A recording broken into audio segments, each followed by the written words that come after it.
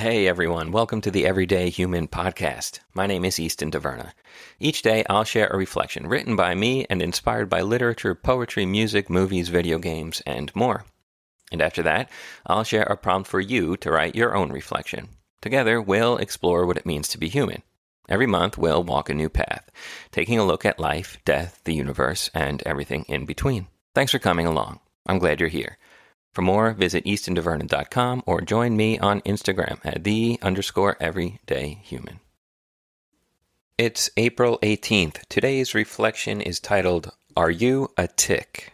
And before we get into it, I am so excited because I just got the pretty much finalized covers back for the Everyday Human book that's filled with the reflections that we've been going through and throughout the year, and as well as the companion journal that I've been talking about, which is going to be better than a pile of napkins for you. And shout out to Kay Woolheiser for doing the art on the book, Roberto Harrington for doing the art on the journal, and my sister-in-law, Candace Riley, for designing them and bringing it all together, making it look super cool, because she saw what I was trying to do and was like, hang on, I have an idea, and it came out incredible. So I will be sharing more about that very soon, and I'm very excited. Okay, let's get back to today's reflection.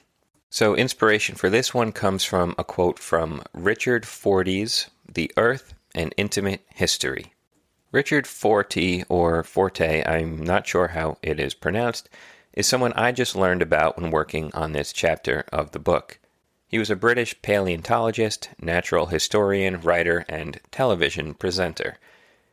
He specialized in trilobites and other extinct arthropods in his work as a paleontologist, and he was born in 1946 in London and died at the age of 79 last year, actually, March 2025.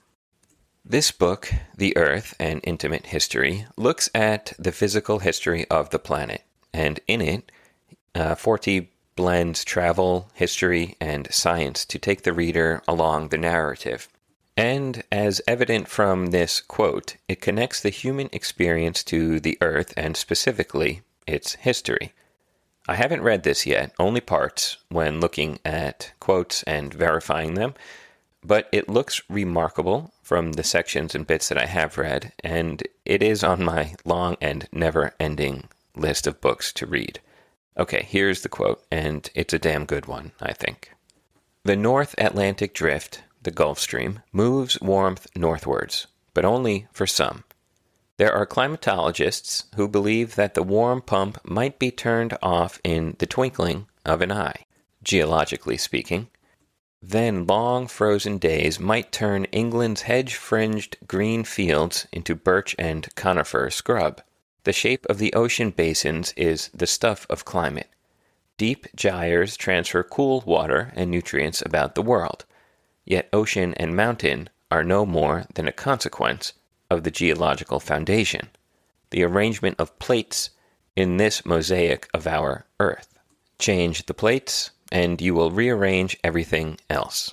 Mankind is nothing more than a parasitic tick, gorging himself on temporary plenty while the seas are low and the climate is clement. But the present arrangement of land and sea will change, and with it, our brief supremacy.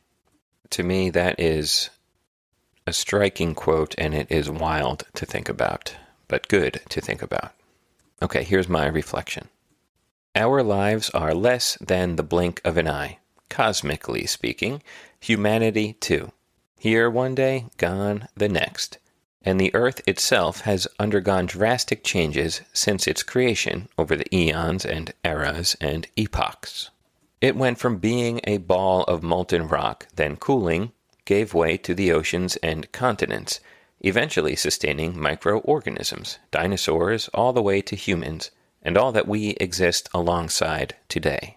A lot can happen in 4.5 billion years, after all. Earth and nature as we know it won't be this way forever. It won't sustain humanity forever. And we're already seeing, though some, in their hubris, seem blind to it, just how fragile we are as a consequence of modern climate change, brought about by our own hands. Civilization is tied together with a tenuous knot made of the finest silk. One gentle tug at a loose end, one slight pull, and it all unravels. But what that lesson, the lesson that cosmic volatility and the cyclical essence of nature can teach us, is a simple one. The only constant in life is change, no matter how long or short your existence is. It all changes. It all ends. So what do we do with that? We remind ourselves that everything happening around us, the things in our control and the things we have no agency over, is temporary. We're lucky to be here while Earth allows it. Don't forget it. Each and every day we get is a gift, and it is also a cosmic anomaly. We are alive. We are living creatures in the vastness and emptiness of space. Think about that as often as you can. Try not to gorge yourself on resources. Try instead to embrace and nourish nature. Love others and love yourself before it all changes and disappears, and we become less than a memory. And there ends today's reflection. Now it's time for your reflection question. So, while you are scribbling in your journal, looking out the window, or taking a walk in nature, consider the following. Have I listened well to the lessons of nature? Am I a gorging tick or a caring custodian? Think about how lucky we are to have this pocket of time where Earth allows us to live and thrive. Why on this good Earth would we ruin that?